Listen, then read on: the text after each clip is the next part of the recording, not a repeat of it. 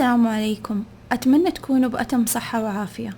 باقي حوالي 20 يوم على انتهاء سنة 2020 من تاريخ هذا الفيديو وبداية سنة ميلادية جديدة. أتمنى تكون سنة خير وسعادة وأمان في كل مكان بالعالم. بما أنك ضغطت على هذا الفيديو فما يحتاج أتكلم لك عن أهمية الأهداف وتحقيقها اللي بتعطينا أهمية واحترام داخل أنفسنا بأننا ننفذ الوعود اللي قطعناها وما أحد أجبرنا عليها. استخدام تقويم أو كالندر طبعا يعتبر من أهم التولز اللي تعطينا إحساس بمرور الوقت والأيام. بتصفح على الإنترنت وشفت هذه الكالندرز، بس أمانة أنا ما أستخدم البرنتد كالندر أو بلانر. أفضل استخدام الديجيتال فورمات لأنها بتكون synchronized بين كل الديفايسز. فمثلا أكتب على الجوال ألاقيه في الآيباد، أكتب على الكمبيوتر ألاقيه على الجوال والعكس، وهذه الميزة مهمة جدا بالنسبة لي.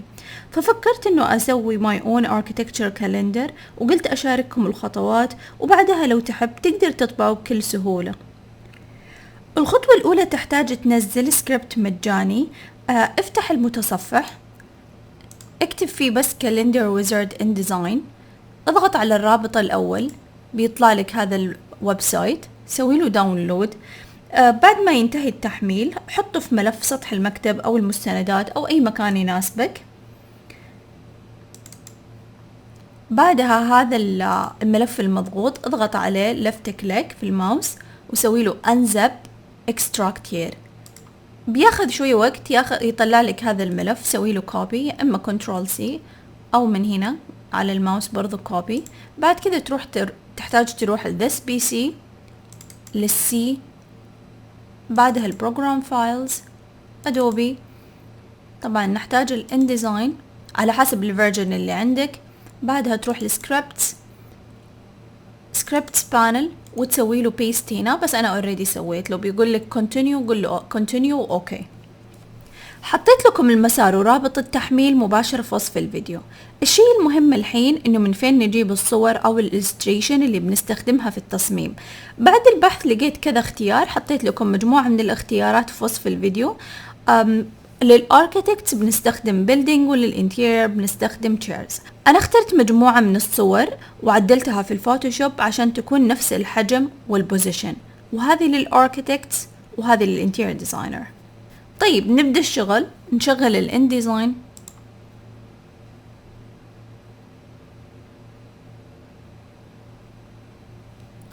نروح من فايل new document print، نختار الحجم A3، نغير اليونت السنتيمتر، نسميه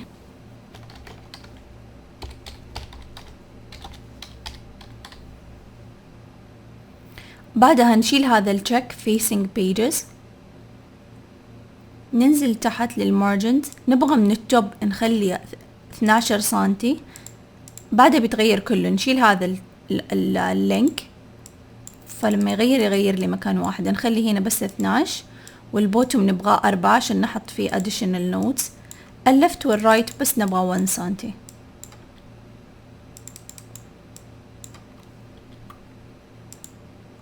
بعد كذا نروح create. بيكون الكالندر داخل البينك باوندري وفوق الصورة، وتحت ممكن نخلي مكان لبعض النوتس. نبدأ نروح من window utilities وبعدين نطلع scripts. بيكون ممكن مقفل بالنسبة لك، تفتح application بعدها calendar wizard. ما نضغط على الكلاسيك، نضغط على الكالندر wizard. لا تخاف من هذه القائمة، مرة سهلة، بس انه نختار انه grid نبغاها 2021 من جانيوري لديسمبر 2021. اللانجوج نخليها English. بعدها يعني باين من كل يعني اوبشن ايش المطلوب، يعني كيف تبغى الهيدنج تنكتب، الستايل ممكن ابغاها تنكتب بس نص اسم اليوم. بعدها بداية الاسبوع متى تبغاه، Sunday. في هنا مجموعة من الأوبشنز. هنا calendar title month and year، include mini calendar اللي هي الكالندر اللي تكون مرة صغيرة على اليمين واليسار، ممكن نختارها month. بعدها highlight Sunday انه يكون يوم الاحد له لون لوحده. هذه الاوبشن تقدر تضيف منها اللي تبغاه. بعد هنا هذه الاوبشن تكون مهمة، calendar pair page 1. هنا البيج بنخليها في current document، وبعد كذا نضغط اوكي. زي ما انت شايف بيكون يسوي الصفحات من هنا اوتوماتيك. طبعا الخط العربي الان كله بنعدله، وبيتعدل اوتوماتيك، ما راح نمسك خلية خلية نعدل فيها او سلسل، بتكون تعدل اوتوماتيك في كل الصفحات لكل الاشهر.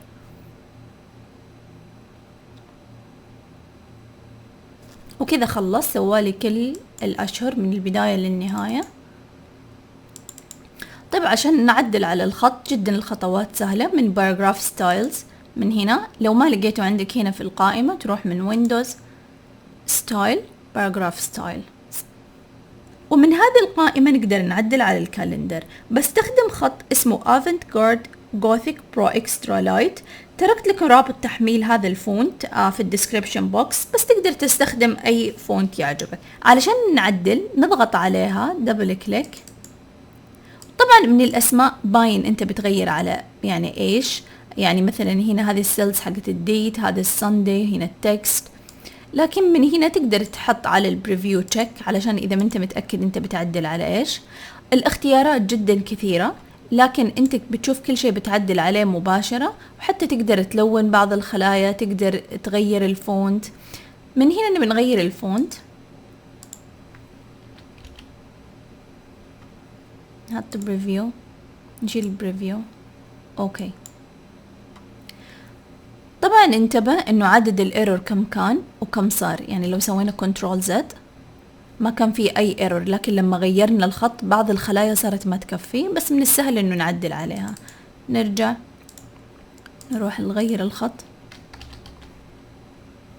نحط اوكي، رجع لي عدد الايرور. نبدأ نعدل، ندخل على التايتل اللي هو هذا، دبل كليك. طبعا نقدر نسميه لو انت تبي تسميه شيء ثاني، بس ما احس يحتاج. ندخل هنا، الفونت اوريدي متغير، ممكن اكبر زيادة. طبعا في مجموعة من الاوبشن تقدر تجرب وتشوف لو في شيء تحب تضيفه. هنا مثلا سمول كاب، لا نبغاها اول كاب، تكون كلها كابيتال للاحرف. ادفانس كاركتر فورمات، زي ما انت شايف اسم الشهر لاصق في اللاين، توب لاين حق الكالندر، نقدر ننزله على تحت من هنا في الماينس. لو اي شيء ما تعرف ايش هو ممكن تغير وتشوف ايش هي الريزلت اللي بتجيك على يعني في الفيو، بس اهم شيء زي ما قلنا نخلي البريفيو. اللانجوج نخليها انجلش، اوكي. بعدها هنا هي الايرور، زي ما انت شايف في بلس، لو سوينا زوم زد على الكيبورد وسوينا زوم في اماكن ما تكفي.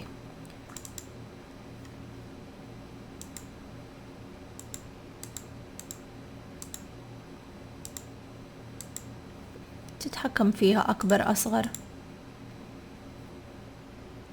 ممكن 16 انف، اوكي.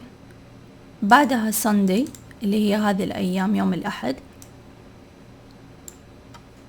حط لها لي لون احمر. ممكن نغير اللون، نروح من هنا كاركتر كولر، ممكن نخليها رمادي بان نختار اللون الاسود، ونختار التنت يكون 50%، نحطها اوكي.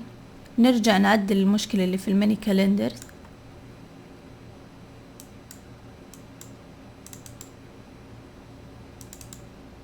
دبل كليك، بنغير التايتل الكالندر نفسه اسم الشهر، ممكن نخليه 6، اوكي.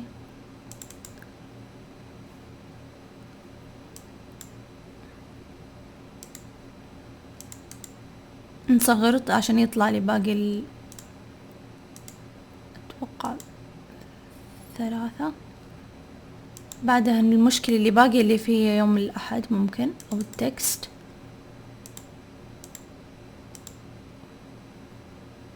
برضه 3.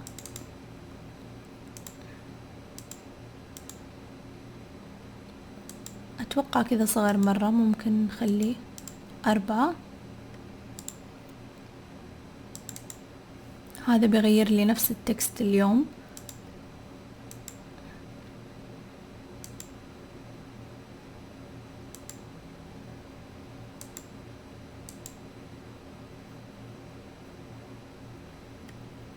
اوكي، بعدها نحتاج نغير برضو يوم الأحد هنا.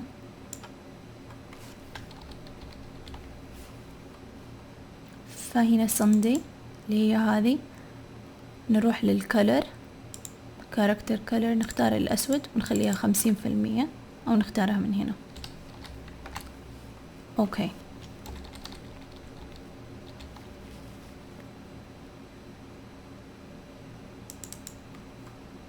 بس نكبر هذه شوي.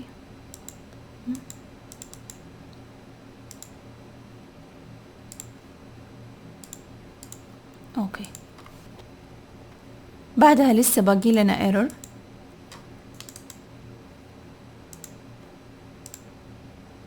اللي هو من هنا حلينا المشكلة، بس صغرناها، صغرنا الخلية نفسها من هذه اوكي، ومن هنا صار error free no errors.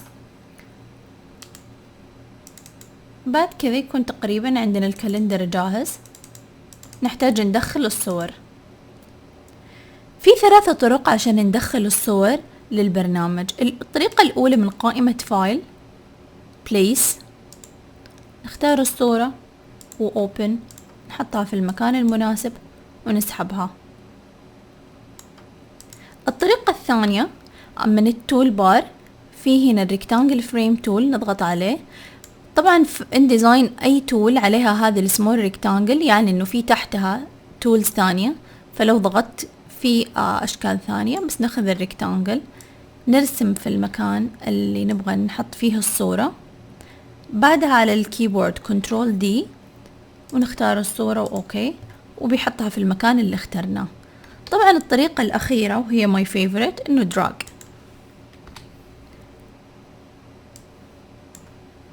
بس نمسك الصورة ونسحبها، نرفعها للمكان المناسب، وكذا نسوي بكل الصور.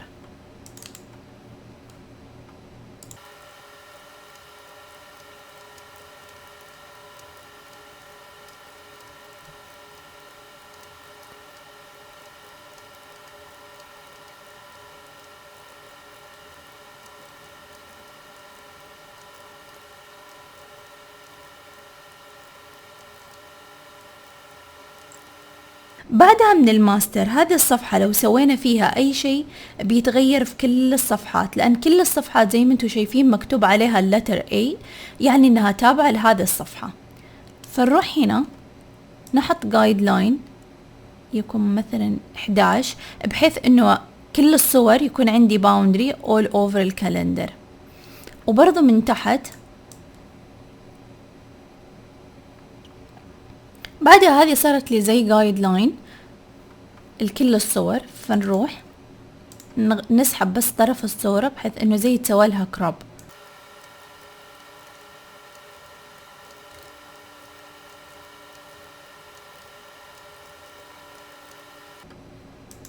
نرجع للصفحة الأولى، نرسم مستطيل من الريكتانجل تول من هنا. هذا المكان بيكون ماله كلر، بس واحنا ماسكينه نروح للآي، صار فل. بعدها ممكن نحدد عليه ونسوي له كوبي كنترول سي.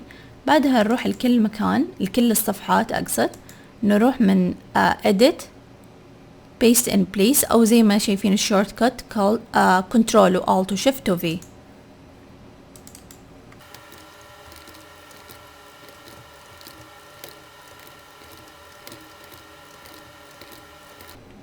نرجع من الصفحة الثانية، بس نحدد عليها نمسكها I drop tool وكل الصفحات V على الكيبورد بحيث انه يمسكها، بعدين I.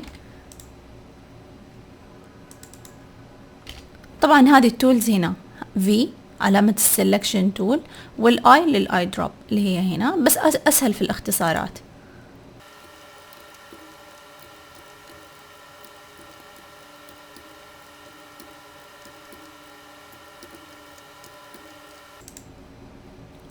بعدها علشان نضيف نوتس للسكشن اللي تحت هنا، نروح برضو للماستر بيج.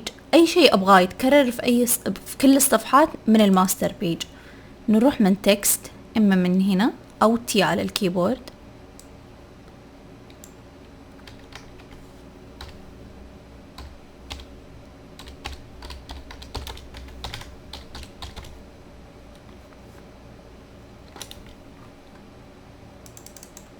نكبر الخط،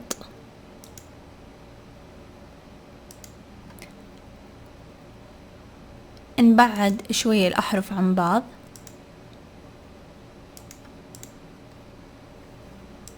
بعدها نرسم الخطوط، نحط لي جايد لاين يمين ويسار. بالبن تول نرسم الخطوط P على الكيبورد، نضغط النقطة الأولى بعدها شيفت عشان يرسم لي خط مستقيم، نزود الثيكنس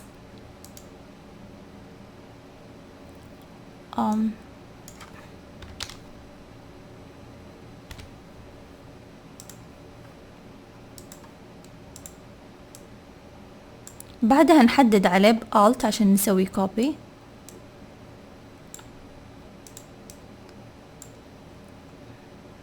ممكن نخلي اللون جري،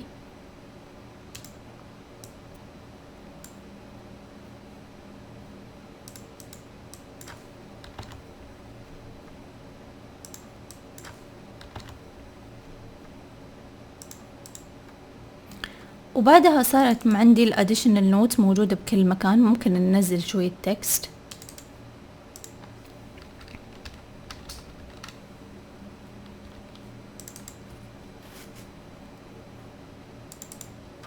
طبعا من هنا ما راح نقدر نضغط عليها ولا راح نقدر نحركها.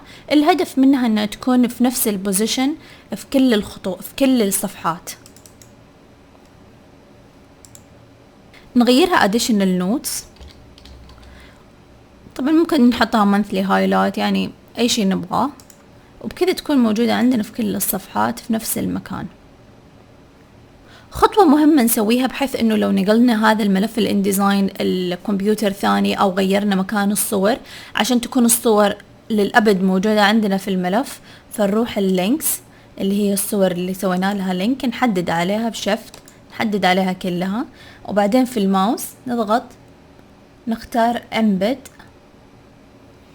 links، فصارت كلها embed. لو نبغى نسوي اكسبورت للملف نروح من قائمة فايل، Adobe PDF High Quality، نختار المكان ونسوي سيف. وبعد الاكسبورت هذه هي النتيجة، وكذا نكون خلصنا. تركت لكم رابط تقدر تحمل فيه 2 كالندر. خليني اوريكم الكالندر الثاني سويته للانتيريور ديزاينر. طبعا نفس الخطوات بس بالضبط، بس اخترت صور ثانية. انت تقدر تحط الصور اللي تعجبك، ممكن تصاميم انت سويتها او مباني اليور فيفورت اركيتكت او كود، الاختيار مفتوح لك تماما. وفي الأخير أحب أقول لك شكرا إنك تابعت الفيديو للآخر، أتمنى يكون عجبك. لو في شيء ما ضبط معك أو واجهتك مشكلة اكتب لي في التعليقات وبساعدك. وأخيرا لا تنسى اللايك والسبسكرايب وتفعل الجرس وتشارك الفيديو. أتمنى لك يوم سعيد وسنة جميلة، في أمان الله.